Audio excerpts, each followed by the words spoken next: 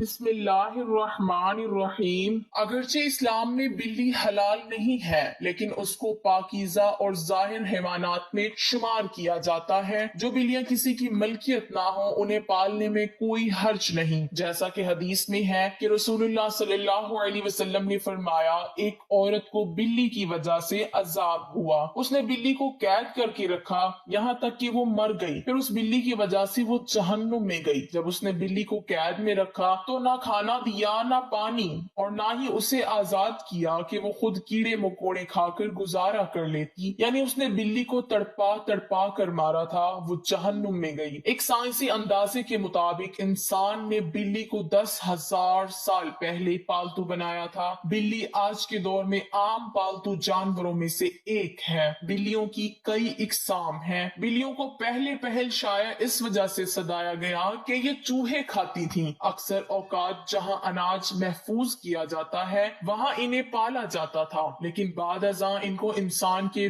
دوست اور پالتو جانوروں کے طور پر بھی پالا جانے لگا۔ پالتو بلیوں کے جسم پر لمبے چھوٹے بال ہوتے ہیں جن کی بنیاد پر ان کی اقسام اور نسلوں کا تعین کیا جاتا ہے۔ حدیث کے مطابق یہ بات ثابت ہے کہ بلی اگر کھانے میں سے کچھ کھا جائے یا پانی پی جائے تو وہ پلید اور ناجائز نہیں ہو جاتی، کیونکہ حدیث مبارکہ ہے کہ ایک عورت نے حضرت عائشہ رضی اللہ تعالی عنہا کو ہراسیہ بیچا تو وہ نماز پڑھ رہی تھی، اس صورت میں ہراسیہ وہیں رکھ دیا، بلی آئی اور آ کر اس سے کھا گئی۔ حضرت عائشہ رضی اللہ تعالی عنہا نے نماز کے بعد اسی جگہ سے ہراسیہ کھایا جہاں سے بلی نے کھایا تھا، اور فرمایا بلا شک رسول کریم صلی اللہ علیہ وسلم کا فرمان ہے یہ بلی پلید نہیں بلکہ یہ تو تم پر آنے جانے والیاں ہیں۔ حضرت عائشہ رضی اللہ تعالی عنہا بیان کرتی ہیں میں نے رسول کریم صلی اللہ علیہ وسلم کو بلی کے بچے ہوئے پانی سے وضو کرتے ہوئے دیکھا ہے۔ جہاں تک گھر میں بلی پالنے کا سوال ہے تو فقہا کا کہنا ہے گھر میں بلی پالی جا سکتی ہے، ایسا کرنے میں کوئی حرج نہیں، کیونکہ بلی نہ ہی موذی جانور ہے اور نہ ہی ناجائز۔ ہر شخص کو معلوم ہے اس میں کوئی نقصان نہیں بلکہ بلی گھر میں رکھنا فائدے مند ہے۔ یہ گھر میں پیدا ہونے والے کیڑے مکوڑے اور چوہے وغیرہ کھا جاتی ہے۔ ماہرین کے مطابق بلی کے پیار میں اللہ نے ڈپریشن کے مریض کا علاج رکھا ہے۔ اس کے بالوں میں خاص قسم کے بیکٹیریا پائے جاتے ہیں، انسانی جسم میں ڈپریشن کو کم کرنے میں مدد دیتے ہیں۔ چنانچہ پالتو بلی کو اپنے ساتھ لٹا کر بٹھایا اور سلایا جائے، یہ نہ صرف آپ کے دل کو خوش کرے گا بلکہ آپ کو ڈپریشن سے بھی نجات دلائے گا۔ اب ہم آپ کو بلیوں کے بارے میں کچھ مزید معلومات بتاتے ہیں جو ماہرین کے تجربات سامنے آئی۔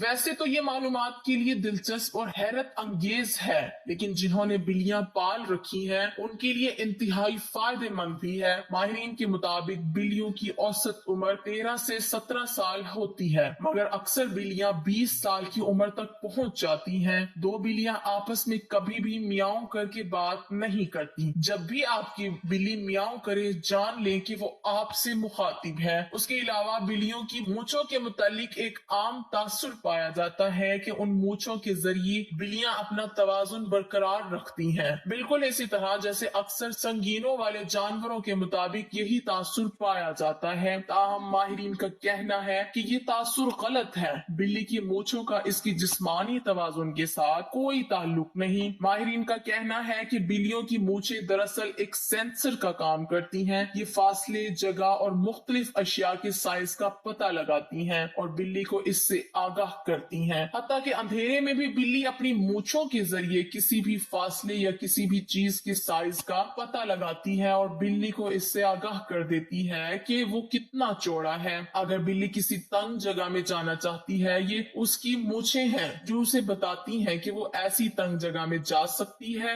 یا نہیں، وہ اندر پھنس تو نہیں جائے گی۔ اب نقصان دینے والی بلیوں کی بات کرتے ہیں کہ ایسی بلیوں کو قتل کرنا جائز ہے کیونکہ یہ تکلیف کا باعث ہے۔ بلی کو کسی بھی صورت ایذا دینا شرعاً جائز نہیں ہے۔ بلی ایک پالتو جانور ہے۔ ہاں، اگر کوئی بلی خونخوار اور گھر کا نقصان کرتی ہے، اسے مارنے کی بجائے پکڑ کر کسی دور دراز علاقے میں چھوڑ دیا جائے تاکہ وہ اپنا ٹھکانہ بدل لے، لیکن اسے قتل کرنے کی اجازت نہیں دی جا سکتی اور نہ ہی اسے ایذا دینے کی۔ عام طور پر بلی کے رونے کو بدشگن مانا جاتا ہے۔ عام طور پر یہ بھی مانا جاتا ہے کہ جب کسی گھر میں بلی روتی ہے تو اس گھر میں فوتگی ہونے والی ہوتی ہے۔ کچھ لوگ یہ بھی کہتے ہیں کہ بلی گھر میں آنے والی روحوں کو دیکھ کر روتی ہے۔ یہاں شاہ شمس تبریز سے ایک واقعہ بیان کرتے ہیں۔ حضرت شاہ شمس تبریز رحمت اللہ علیہ سے پوچھا گیا، آپ کہتے ہیں کہ بلی کا رونا انسان کے لیے بہتر نہیں ہوتا، ایسا کیوں ہے؟ آپ نے فرمایا کہ خلقت عالم سے لاکھوں سال پہلے جب زمین پر جنات رہتے تھے، کچھ مخلوق سے جنات نفرت کرتی تھی اور کچھ سے پیار۔ ویسے ہی جنات کا راجا اسرائیل، جس کی ایک بیوی تھی جس کا نام کبیرہ تھا، وہ بلیوں سے پیار کرتی تھی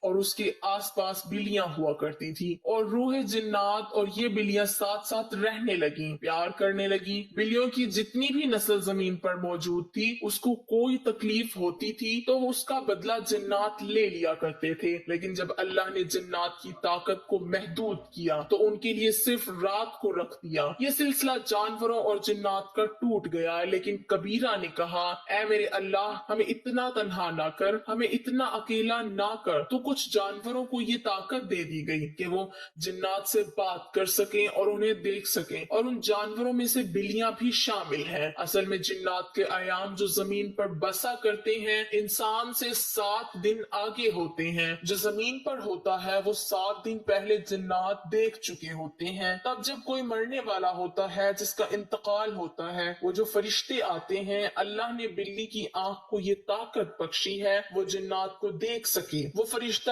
موت کو دیکھ سکے تو وہ درد بھری آواز میں رونے لگتی ہے، یہ بتانے لگتی ہے کہ انسان، یہ زندگی جسے تو ہمیشہ کے لیے سماتا ہے، جیسے یہ آج مرنے والا ہے ویسے ہی سب مر جائیں گے، اپنے اعمال بہتر کر لو۔ تو لوگوں نے کہا کہ اللہ کے ولی، اگر ہمارے گھر کے آس پاس کوئی بلی روئے تو ہم کیا کریں؟ تو شاہ شمس تبریز رحمت اللہ علیہ نے کہا کہ تم حسب توفیق صدقہ دیا کرو اور 27 مرتبہ 4 کل ورد کر کے اللہ سے دعا مانگا کرو، اللہ ہر پریشانی سے محفوظ رکھے گا۔ اللہ پاک ہم سب کو نیک عمل کرنے کی توفیق عطا فرمائے، آمین۔